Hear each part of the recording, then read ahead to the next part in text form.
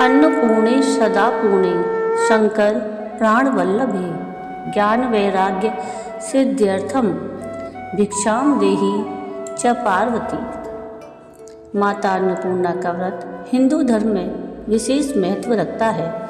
इस व्रत की कथा में अन्नपूर्णा माता और भगवान शिव के बीच का संवाद और उनकी कृपा से भक्तों को मिलने वाले लाभ का वर्णन है।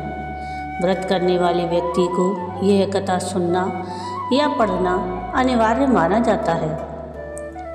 कथा के श्रवण करने से व्यक्ति के समस्त पापों का नाश होता है और उसे पुण्य की प्राप्ति होती है।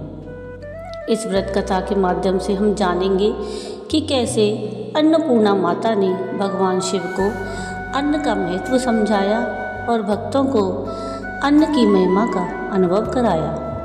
तो आइए सुनते हैं अन्नपूर्णा माता की व्रत कथा। राधे राधे।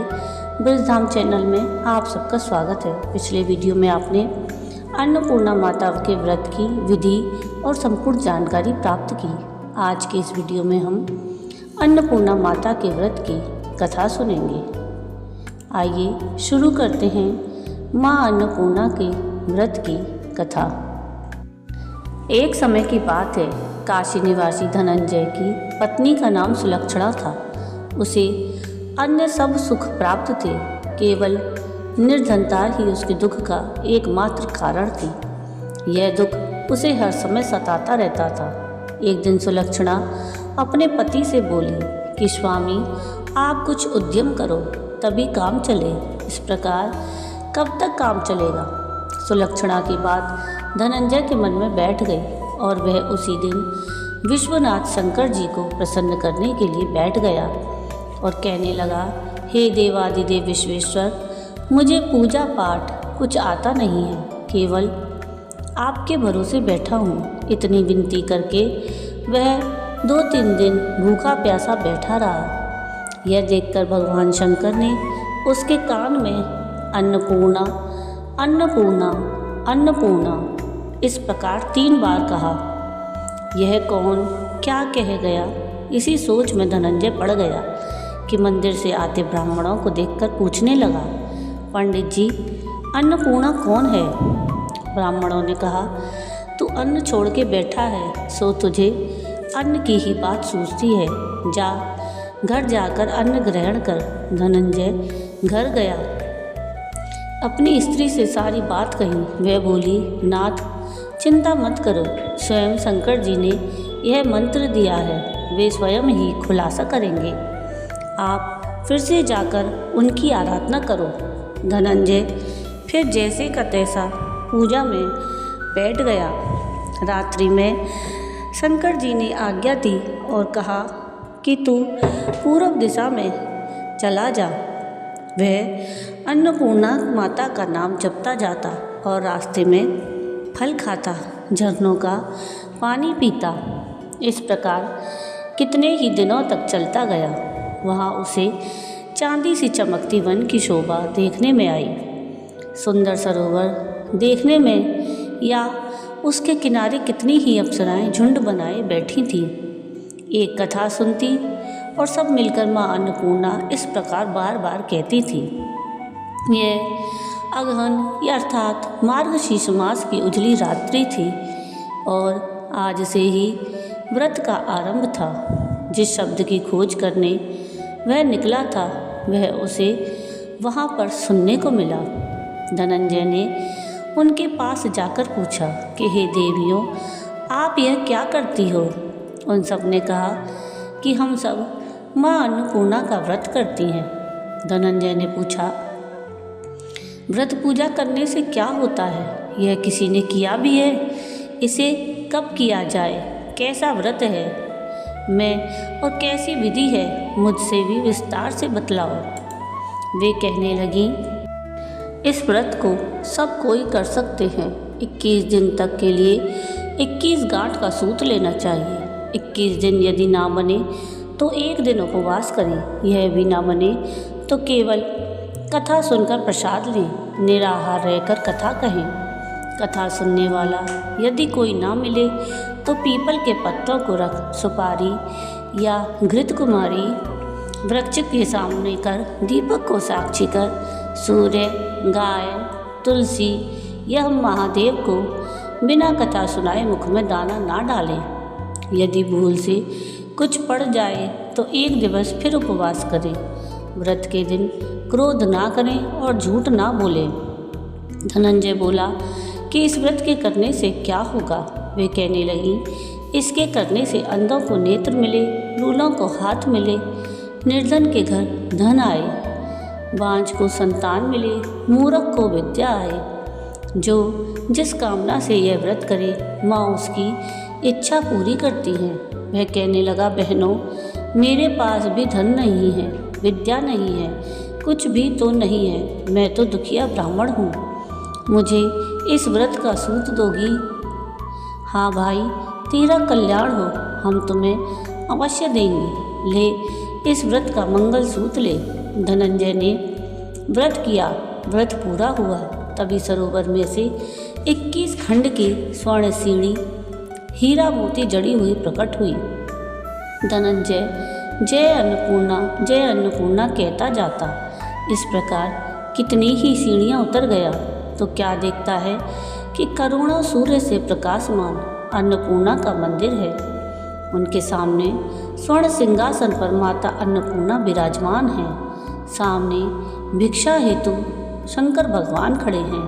देवांगनाएं चंवर डुलाती हैं, कितनी ही हथियार बांधे पहरा देती हैं।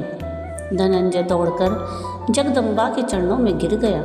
देवी उसके मन का क्लेश जान गई। धनंजय कहने लगा, माता, आप तो अंतर्यामिनी हो, आपको अपनी दशा क्या बताऊं। माता बोली, मेरा व्रत किया है, जा, संसार तेरा सत्कार करेगा। माता ने धनंजय की जिह्वा पर बीज मंत्र लिख दिया। अब तो उसके रोम रोम में विद्या प्रकट हो गई। इतने में क्या देखता है कि वह काशी विश्वनाथ के मंदिर में खड़ा है। माँ का वरदान ले धनंजय घर आया। सुलक्षणा से सारी बात कही। माता जी की कृपा से उसके घर में संपत्ति उमड़ने लगी। छोटा सा घर बहुत बड़ा गिना जाने लगा। जैसे शहद के चत्ते में मक्खियाँ जमा होती हैं, उसी प्रकार अनेक सगे संबंधी आकर उसकी बड़ाई करने लगे। कहने लगे, इतना धन और इतना बड़ा घर, सुंदर संतान नहीं तो इस कमाई का कौन भोग करेगा। सुलक्षणा से संतान नहीं है, इसलिए तुम दूसरा विवाह करो। अनिच्छा होते हुए भी धनंजय को दूसरा विवाह करना पड़ा और सती सुलक्षणा को सौत का दुख उठाना पड़ा। इस प्रकार दिन बीतते गए। फिर अगहन मास आया।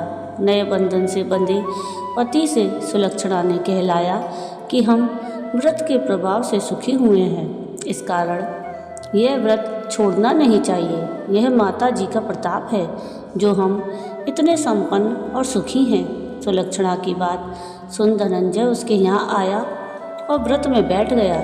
नई बहू को इस व्रत की खबर नहीं थी। वह धनंजय के आने की राह देख रही थी। दिन बीतते गए और व्रत पूर्ण होने में 3 दिवस बाकी थे कि नई बहू को खबर पड़ी। उसके मन में ईर्ष्या की ज्वाला दहकने लगी। वह सुलक्षणा के घर जा पहुंची और उसने वहां भगदड़ मचा दी। वह धनंजय को अपने साथ ले गई। नए घर में धनंजय को थोड़ी देर के लिए निद्रा ने आ दबाया। इसी समय नई बहू ने उसका व्रत का सूत तोड़कर आग में फेंक दिया। अब तो माता जी का कोप जाग गया। घर में अकस्मात आग लग गई। सब कुछ जलकर खाक हो गया। सुलक्षणा जान गई और पति को फिर अपने घर ले आई। नई बहू रूठकर पिता के घर जा बैठी। पति को परमेश्वर मानने वाली सुलक्षणा बोली, नाथ, घबराना नहीं, माता जी की कृपा अलौकिक है। पुत्र को पुत्र हो जाता है पर माता को माता नहीं होती। अब आप श्रद्धा और भक्ति से आराधना शुरू करो, वे जरूर हमारा कल्याण करेंगी। धनंजय फिर माता के पीछे पड़ गया। फिर वही सरोवर सीढ़ी प्रकट हुई। उसमें माँ अन्नपूर्णा कहकर वह उतर गया। वहाँ जा माता जी के चरणों में रुदन करने लगा। माता प्रसन्न होकर बोली, यह मेरी स्वर्ण की मूर्ति ले, उसकी पूजा करना। तू फिर सुखी हो जाएगा। जा, तुझे मेरा आशीर्वाद है। तेरी स्त्री सुलक्षणा ने श्रद्धा से मेरा व्रत किया है, उसे मैंने पुत्र दिया है। धनंजय ने आंखें खोली तो खुद को काशी विश्वनाथ के मंदिर में खड़ा पाया। वहाँ से फिर उसी प्रकार वह अपने घर आया। इधर सुलक्षणा के दिन चढ़े और महीने पूरे होते ही पुत्र का जन्म हुआ। गांव में आश्चर्य की लहर दौड़ गई। इस प्रकार उसी गांव के निसंतान सेठ के पुत्र होने पर उसने माता अन्नपूर्णा का मंदिर बनवा दिया। उसमें माता जी धूमधाम से पधारी, यज्ञ किया और धनंजय को मंदिर के आचार्य का पद दे दिया। जीविका के लिए मंदिर की दक्षिणा और रहने के लिए बड़ा सुंदर सा भवन दिया। धनंजय स्त्री और पुत्र सहित वहाँ रहने लगा। माता जी के चढ़ावे में भरपूर आमदनी होने लगी। उधर नई बहू के पिता के घर डाका पड़ा, सब लुट गया। वे भीख मांगकर पेट भरने लग गए। सुलक्षणा ने यह सुना तो उन्हें बुला भेजा, अलग घर में रख लिया और उनके अन्न वस्त्र का प्रबंध कर दिया। धनंजय, सुलक्षणा और उसका पुत्र माता जी की कृपा से आनंद से रहने लगे। माता जी ने जैसे उनके भंडार भरे वैसे सबके भंडार भरे। जय अन्नपूर्णा माता की। तो ये थी अन्नपूर्णा माता के व्रत की कथा। आपको आज की ये कथा कैसी लगी मुझे कमेंट करके ज़रूर बताइएगा। और अगर आपको आज की ये कथा पसंद आई हो तो प्लीज़ इसको लाइक शेयर ज़रूर कीजिएगा और प्लीज़ मेरे चैनल को सब्सक्राइब कीजिएगा और कमेंट में राधे राधे ज़रूर लिखिएगा। वीडियो पूरा देखने के लिए थैंक यू। राधे राधे।